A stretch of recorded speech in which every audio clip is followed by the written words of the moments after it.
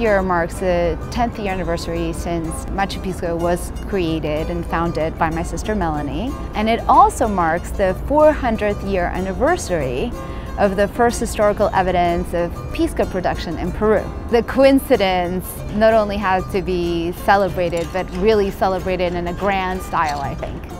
The challenge was think of pisco in a new and different way. We wanted people to think completely outside the box, and in order to allow them to do that, we couldn't handcuff them and say these are rules and these are guidelines. We hand-selected cities where the competition would take place, and that was Washington, D.C., New York, Boston, Chicago, Las Vegas, San Francisco, and LA. The response that we got was exactly what we were dreaming of. The people who participated across the board, and I could name so many, just come from establishments that have a worldwide reputation for excellence. And that is really what we were most thrilled about, because these were the people in whose hands pisco can come alive. The thing that I love about La Diablada is that it's a beautifully floral spirit that really stands up well in cocktails. I love it, the La Diablada, because I think the blend is so well done. It's a little bit floral, but still very earthy. It mixes really well, so for a cocktail bartender, it's a really fun product to work with. We always say consumers can make a difference, and you have a choice. And so really, it was the consumers who made a choice and said, hey, we love this cocktail. This is the cocktail that happened to shine in this given market. So the best-selling cocktail is the one who determined which cocktail master got to come down to Peru.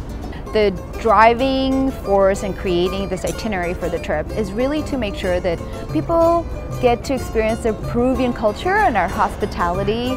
And obviously we are so very proud of our pisco, but we're very proud of many other amazing Peruvian jewels, such as our gastronomy, such as the Pisco Valley and Machu Picchu. And we are actually going to have a very tight schedule.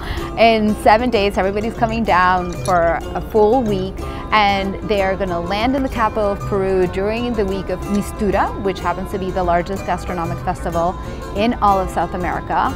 And they're going to be able to enjoy Mistura and discover all the gastronomic wonders and really experience Peruvian food in an elevated manner that hasn't yet come to the United States. I'm very familiar with typical, Peruvian cuisine, like the papas a la huancaína and the ceviches, because that's what I've been exposed to, but I'm excited to see what other ingredients and fun food they have over there. This year, the UN dedicated and named 2013 the year of the quinoa. And our First Lady has been named ambassador to the world to promote quinoa. And we thought, now that we have the 10 best mixologists and bartenders of the US, why not give them a true challenge and say, hey, how can you incorporate quinoa into a La Diablada pisco cocktail?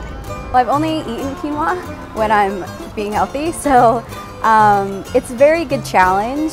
I was a little thrown off by it, honestly, but it's also be really fun because we have so many people from all over the country, and people always will bring something different, so I'm really interested to see what other people do with it. Of course, I'm still definitely pondering what I'm going to do. Quinoa is difficult because as a grain, it's not something that can easily be infused. It takes a lot of prep work, so I'm playing right now with malting it and making milks and seeing exactly what I can get from the quinoa.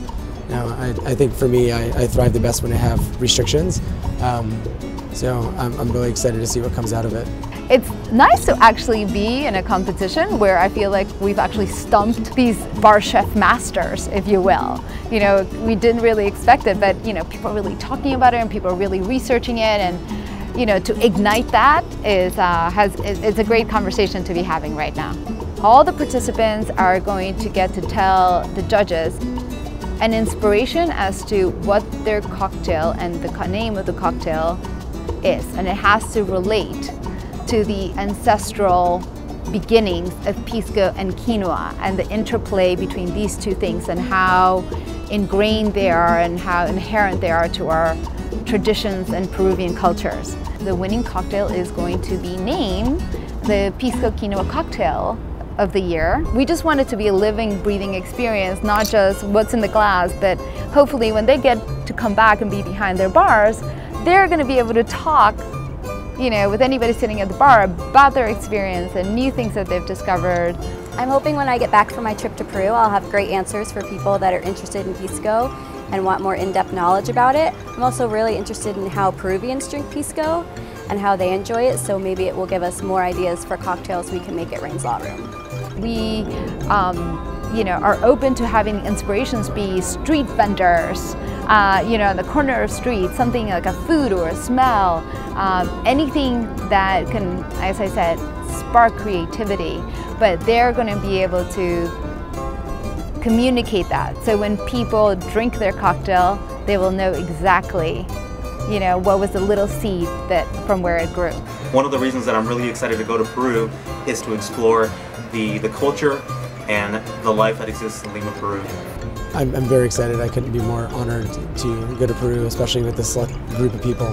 So I'd like to thank Melanie Asher and Lizzie Asher of Machu Pisco and La Diablada Pisco. Can't wait to see you guys in Peru.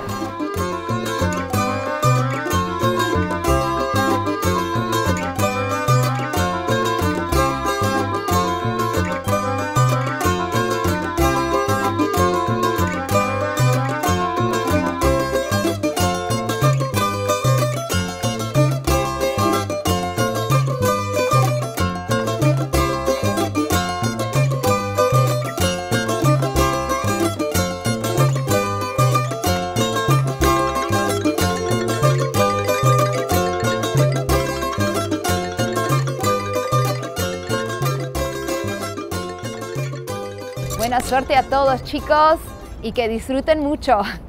Los veo cuando están de regreso. ¡Suerte! ¡Chao!